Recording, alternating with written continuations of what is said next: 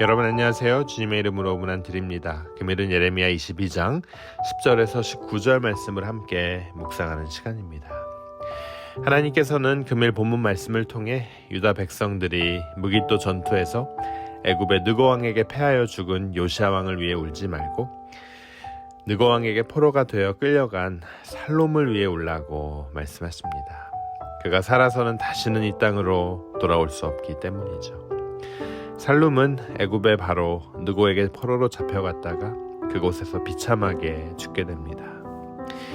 요시야와 여호아스 두 사람이 여러분 모두 죽었어요. 죽음이라는 면에서는 동일하다고 하겠지만 두 사람의 죽음의 의미는 완전히 달랐습니다. 하나님께서 요시야를 공평과 의를 행한 왕으로 평가하셨으므로 그의 죽음은 복된 죽음, 생명의 죽음이지만 여호아스의 죽음은 하나님의 심판의 결과로서의 죽음이므로 저주와 멸망의 죽음입니다.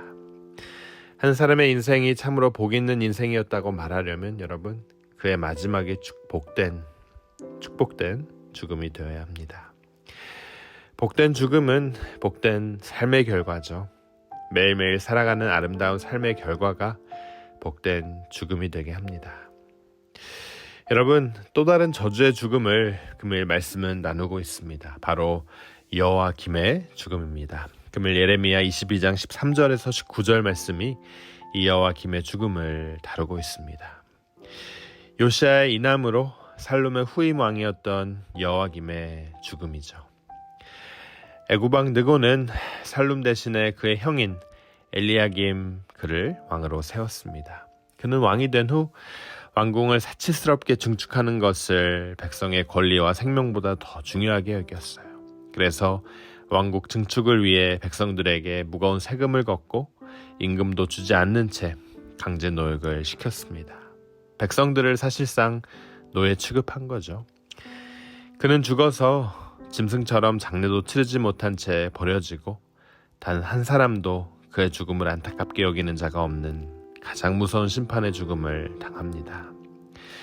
그가 이렇게 최고의 심판의 죽음을 당할 만큼 하나님 앞에 진노를 산 것은 하나님께서 그에게 주신 왕의 권세를 오직 자신만을 위해서 사용했기 때문이에요. 그는 호화로운 궁궐을 지어 자신의 존재감을 드러내려 했습니다. 그는 자신을 위해 창을 많이 만들고 웅장한 건물을 지었어요. 백향목으로 입히고 붉은 칠을 발랐습니다. 이 일을 위해서 백성들로부터 엄청난 세금을 걷고 또 임금도 주지 않는 채 강제 노역을 시켰죠. 이에 하나님께서 여호야김에게 백향목으로 아버지와 같은 왕이 되겠느냐고 물으십니다. 그가 살아서 부정하게 모은 돈으로 노임도 주지 않으면서 화려한 집 짓기에 집착했으므로 죽은 후에는 단 한 평의 땅도 차지하지 못하고 짐승처럼 장례도 치르지 못한 채 버려지게 될 거죠. 히브리적 개념으로 정말 최악의 심판을 당한 겁니다. 여러분 14절 15절이 그 사실을 보여주고 있어요.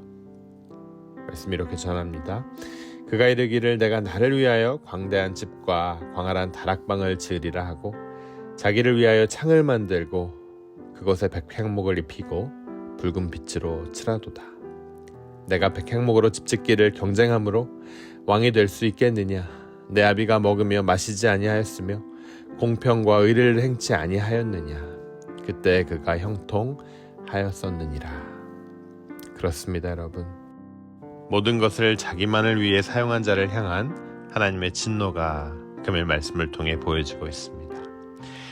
여호야김 왕과 예루살렘의 부유층에 대하여 하나님께서 가장 진노하신 부분은 이 모든 것을 오직 자신들만을 위해서 썼다는 거죠. 사랑하는 여러분, 하나님께로부터 받은 복에는 반드시 그 복에 합당한 책임이 담겨 있습니다. 권세자에게는 공평과 의로 다스릴 책임이, 또 복을 받은 자는 그 복을 나누고 전해야 할 책임이 있습니다. 그러나 그것을 오직 자신과 자기의 집만을 위해 사용하는 자는 주신 복을 다시 거두십니다. 사랑하는 여러분, 우리는 하나님께서 주신 것을 나만을 위해 사용하는 이기적인 사람이 되면 안 될 것입니다. 나만을 위해서 경쟁하듯이 모으고 쌓는 자가 되면 안 될 거예요. 우리에게 주신 가족과 이웃을 위해 주님의 사랑을 나눌 때 하나님께서는 우리에게 더 큰 것으로 채워주실 겁니다. 금일 말씀을 통해 여러분, 우리는 무엇을 생각합니까? 과연 내가 경쟁적으로 쌓고 있는 것이 무엇인지, 자신을 드러내기 위해 경쟁하는 것이 자칫 우리의 영원한 삶을 잃게 할 수 있습니다.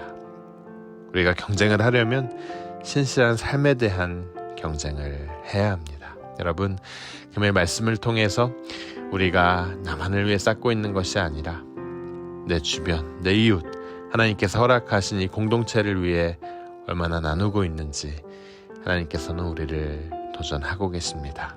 여러분, 우리 주변을 위해서 주님께서 우리에게 허락하신 것들을 풍성히 나누는 그런 여러분 되시길 주님의 이름으로 축원합니다. 우리 함께 기도하도록 하겠습니다. 하나님 은혜 감사합니다. 우리 모두가 하나님 앞에 신실한 삶으로 복된 인생이었다는 평가를 받길 간절히 원합니다. 주님, 이 세상에서 경쟁적으로 행하는 것을 조심하게 하시고 주께서 주신 것을 나만을 위해서, 우리만을 위해 사용하는 이기적인 사람이 되지 말게 하여 주시옵소서.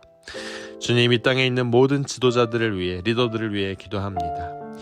이 지도자들이 주님께서 주시는 지혜를 가지고 이 나라를 다스릴 수 있도록 그들과 함께 해주시길 간절히 원합니다. 주님 감사합니다. 이 모든 말씀 예수 그리스도 이름으로 기도드립니다. 아멘.